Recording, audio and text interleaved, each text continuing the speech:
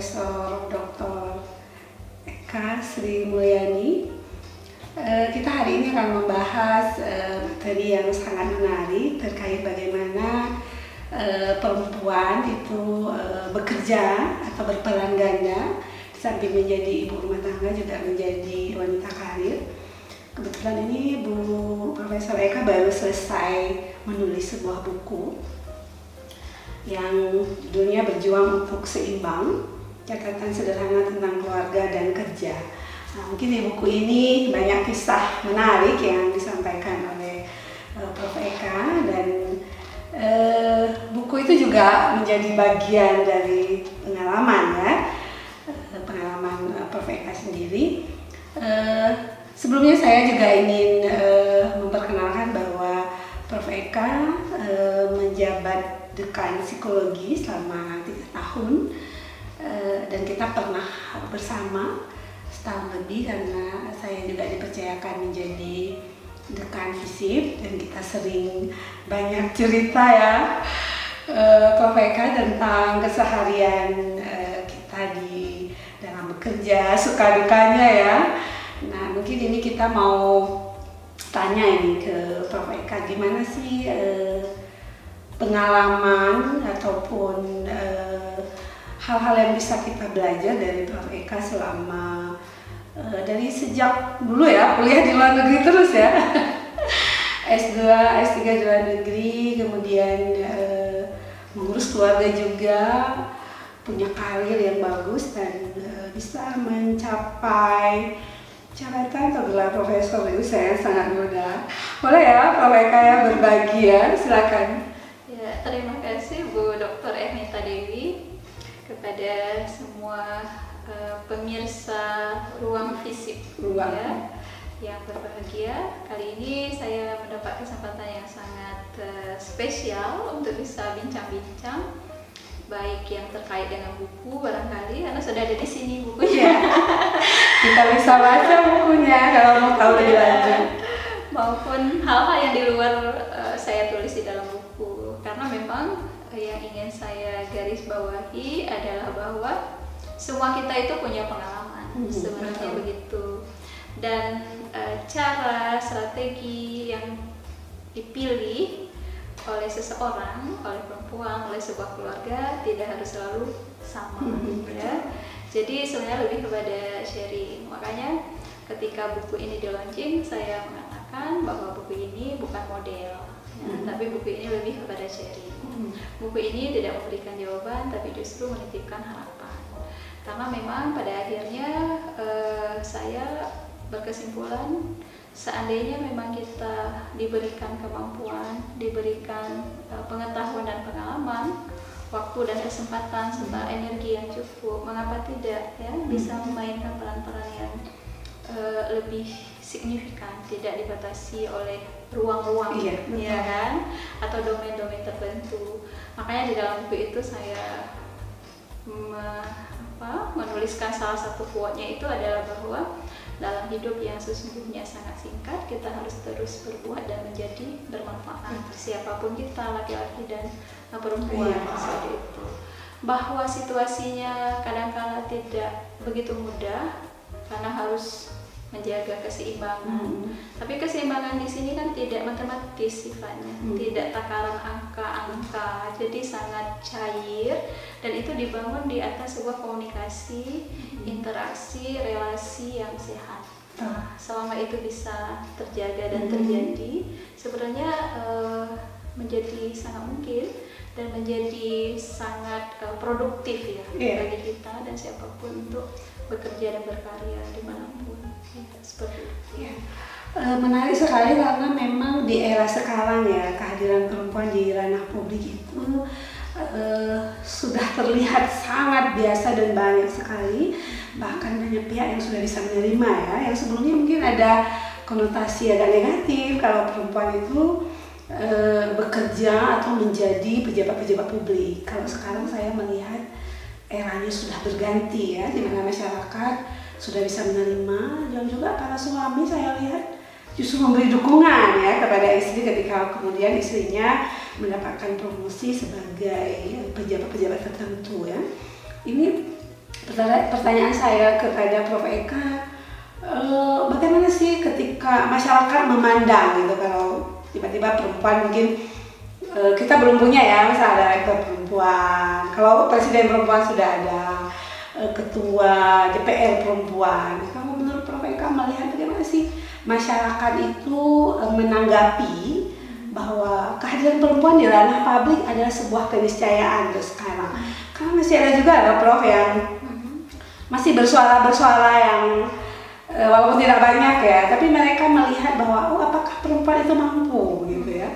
Masih ada kekhawatiran seakan-akan kalau perempuan di ranah publik dia tidak akan bisa bekerja sepenuhnya karena kan dia punya anak, punya suami ya. Bagaimana Prof. Eka melihat dari aspek pengalaman dan juga ilmu pengetahuan yang Prof. Eka dapatkan selama ini?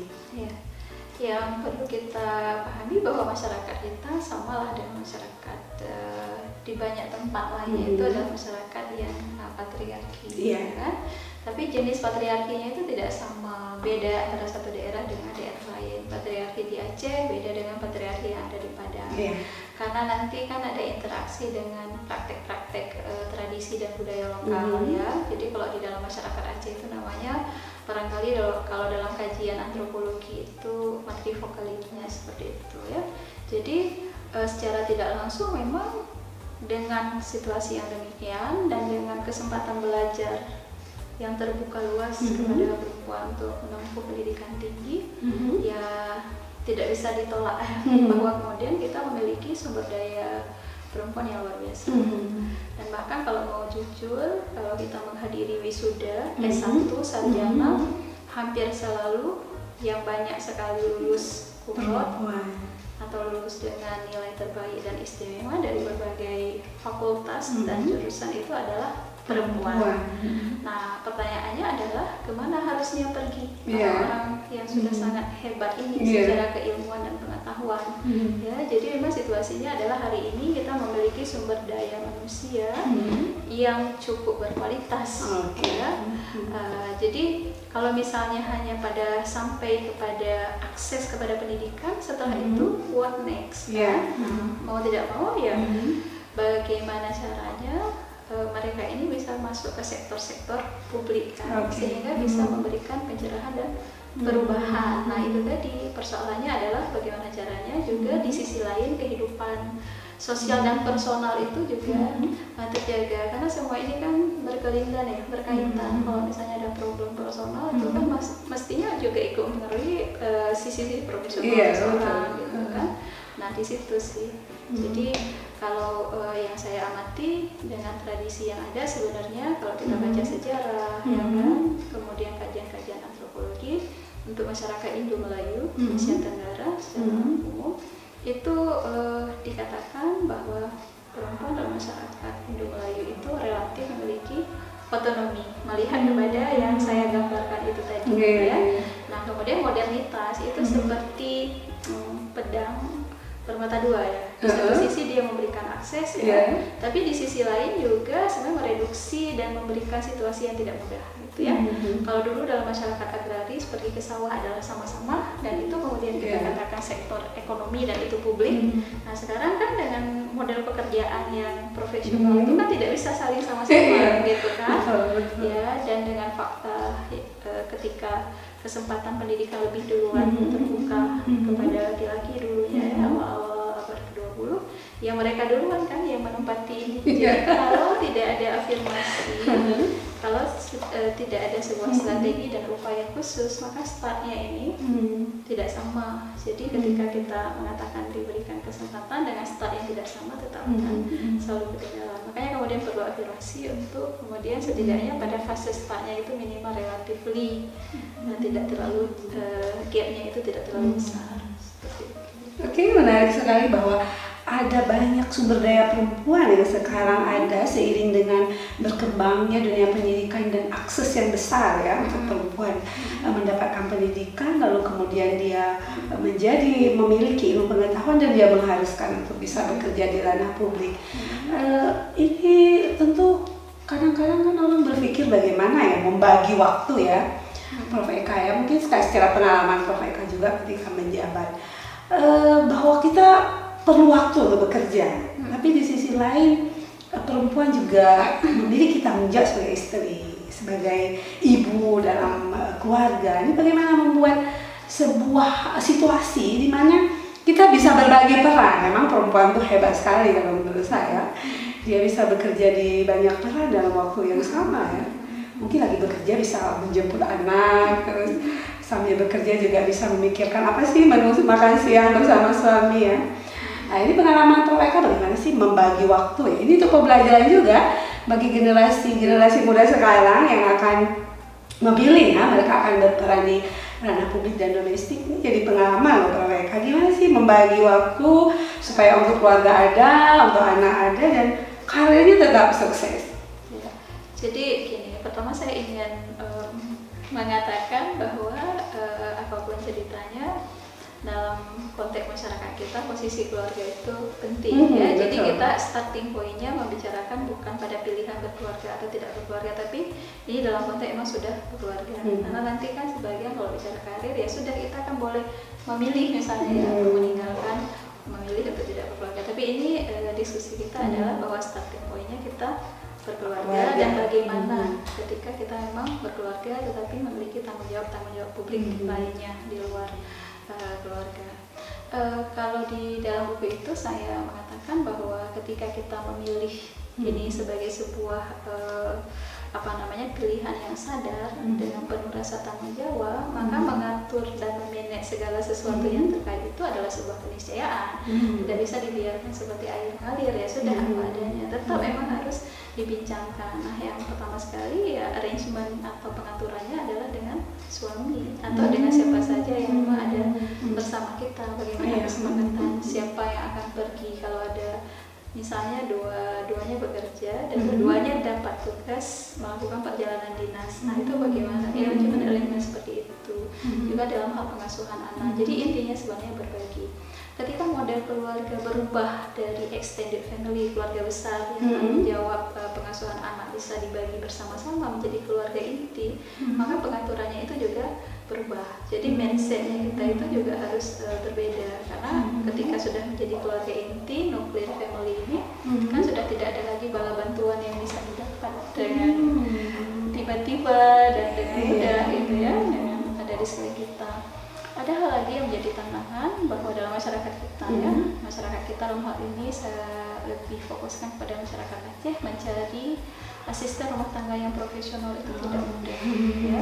Jadi pendelegasian itu akhirnya harus didelegasikan bersama anggota keluarga. Jadi kalau misalnya pendelegasian ini berjalan dengan baik ya, itu akan sangat memudahkan. Di sisi lain saya melihat bahwa perkembangan teknologi itu sangat membantu gitu ya, sangat membantu dalam artian berbagai aplikasi-aplikasi yang ada memungkinkan kita untuk melakukan beberapa tugas dan tanggung jawab pada saat yang bersamaan ya, multitasking. Dan saya teringat salah seorang kawan, seorang peneliti dan juga perempuan yang bekerja dan memiliki keluarga mengatakan jangan-jangan kita sebagai orang timur itu terlalu ingin berlebihan, ingin punya keluarga yang bahagia, ingin punya pekerjaan yang bagus, ingin punya lingkungan sosial yang menyenangkan dan sebagainya. Jadi saking ingin semuanya, jadi memang harus seperti ya saya mewakilkan itu dengan kata berjuang. Tapi berjuang di sini bukan berarti jatuh bangun yang parah sekali, tapi artinya sebuah kondisi yang dinamis, tidak statis gitu ya.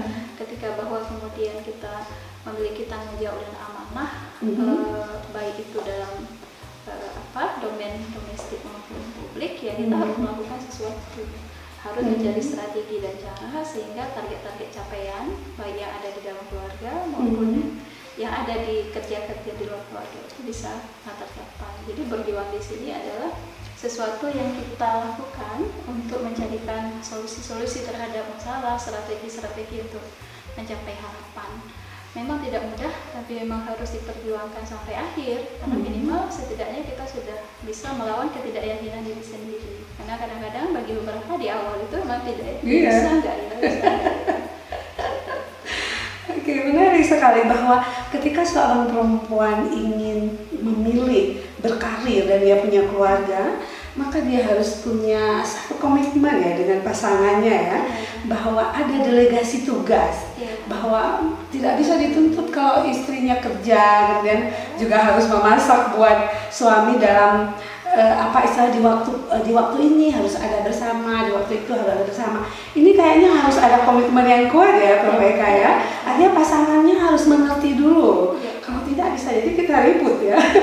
Itu gimana sih tipsnya untuk pasangan-pasangan muda Prof Eka supaya delegasi tugas ini bisa dilakukan tanpa harus merasa bukan tugasku loh mencuci baju, bukan tugasku loh memandikan anak gitu ya, karena tadi budaya patriarki apalagi dalam masyarakat Aceh kayaknya masih terlihat sekali, wah itu tugas perempuan, itu tugas laki-laki. Nah tipsnya nih Prof Eka untuk kaum muda ya, supaya jangan istri nanti nggak pulang terus suaminya marah padahal dia dapat tugas di kantor yang nggak bisa dia hindari. Gimana nih tipsnya?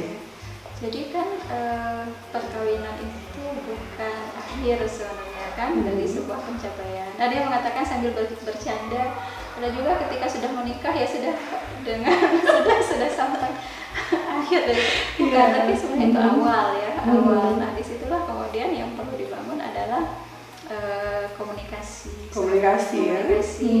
Kemudian kalau dulu saya menulis disertasi itu saya menggunakan istilah negosiasi ya, negotiating, karena kan pastinya tidak ada sebuah situasi yang fix ya, pasti harus tarik ulur seperti bermain layang-layang gitu kan. Iya udah aja, kalau enggak kan ya kalau ditarik terus satu pihak yang itu tidak akan terbang kan. Jadi memang untuk melakukan sebuah situasi pekerjaan dan semua tugas-tugas yang menjadi tanggung jawab kita dengan baik ya harus ada sebuah proses negosiasi. Jadi komunikasi, negosiasi, dan yang penting kan relasinya itu harus sehat. Dan mendelegasi itu tadi saya seni juga ya. Seorang pemimpin itu salah satu yang harus dia bisa lakukan adalah mendelegasikan, karena kalau semuanya bertumpu kepada dirinya sendiri, maka bukan hanya energi dan waktu yang habis, tetapi juga kemudian menggerus ya. Iya betul. Well-being, personal well-being dia. Jadi barangkali saat ini juga untuk diri saya sendiri kan, karena merasa masih muda juga masih belajar seni berbagi. Iya, seni berbagi dan mendelegasi. Nah kalau untuk diri sendiri punya ini list to do gitu ya, apa-apa saja yang harus dilakukan ya. Sehingga kalau misalnya sudah selesai itu dicoret. Jadi itu juga seni tersendiri mencoret sesuatu yang sudah dilakukan sehingga ada sebuah kepuasan gitu kan. Nah apa yang akan kita lakukan tuh harus sinergi juga dengan anggota keluarga yang lain. Jadi semua itu terpetakan dengan baik. Tapi pada intinya itu komunikasi, kemudian mencoba untuk menegosiasi, saling menghargai, berbagi, dan mendelegasi.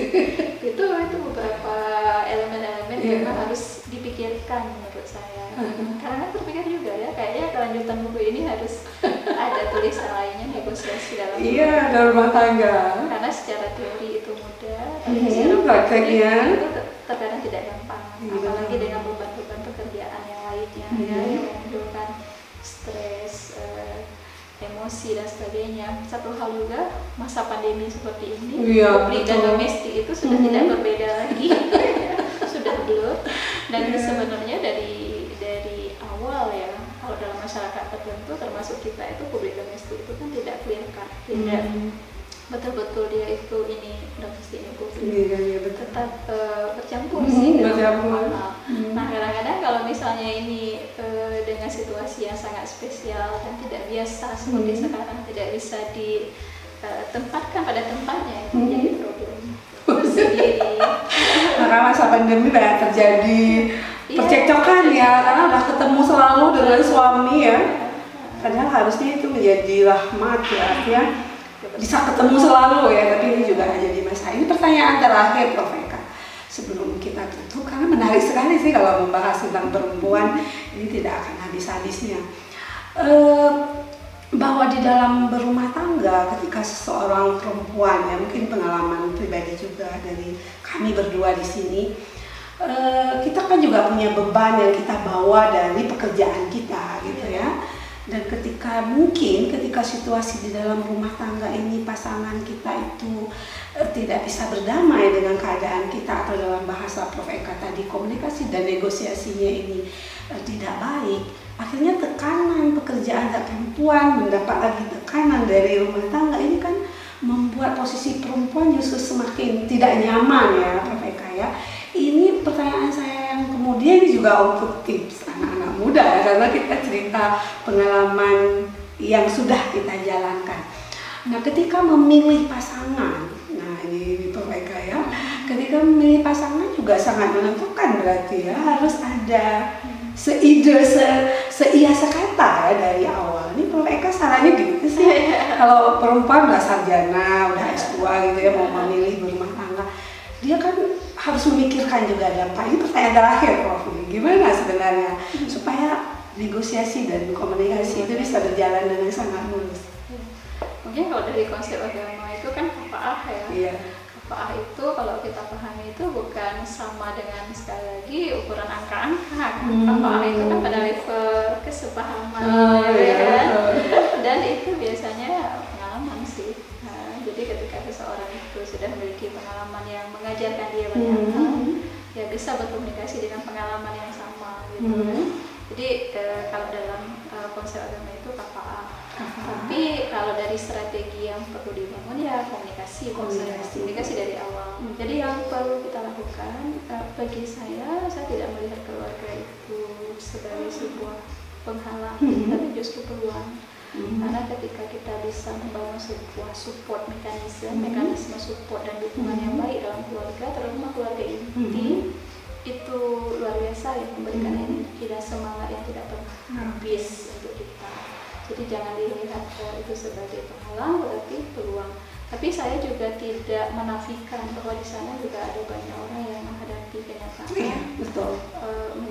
menjadi kendala ya. Jadi memang harus dibangun strategi, dan itu harus ada usaha. Dari situ harus berjuang.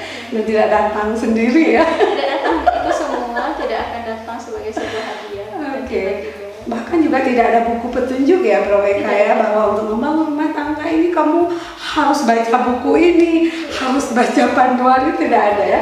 Itu adalah strategi kita sendiri ya. Dari pengalaman. Makanya kan sebenarnya terus terang Bu Dr. Erna tadi, ketika saya menulis ini sebenarnya luar biasa itu harus mengumpulkan, kalau istilahnya saya, keberanian yang berserakan ya, karena itu adalah sebuah catatan personal yang sebenarnya sangat private ya, dan kemudian saya coba bagi, tapi tidak apa-apa karena dari cerita yang tidak sempurna sekalipun kita kemudian bisa memberitahukan orang supaya tidak melakukan hal yang sama. Bisa jadi berbagi itu tidak harus dari sesuatu yang sudah sangat sempurna dan ideal. Dan kita itu selalu belajar dari pengalaman yang kemudian mengajarkan kita mengambil sebuah keputusan yang tepat. Pengetahuan juga akan beritahukan kita ya terhadap apa dan harus bagaimana ke depan. Oke, terima kasih banyak Prof Eka untuk waktunya. Kita bisa belajar banyak dari apa yang telah disampaikan oleh Prof Eka tadi. Menjadi seorang perempuan bukan kita harus berhenti, tapi menjadi perempuan kita harus tetap bergerak, memberikan kontribusi baik di bidang sosial, pendidikan, ekonomi dan sebagainya. Tapi yang paling penting ketika kita memilih telah berkeluarga, maka keluarga juga harus menjadi prioritas. Tipsnya tadi telah disampaikan oleh Prof Eka. Terima kasih untuk pertemuan kita hari ini. Assalamualaikum warahmatullahi wabarakatuh.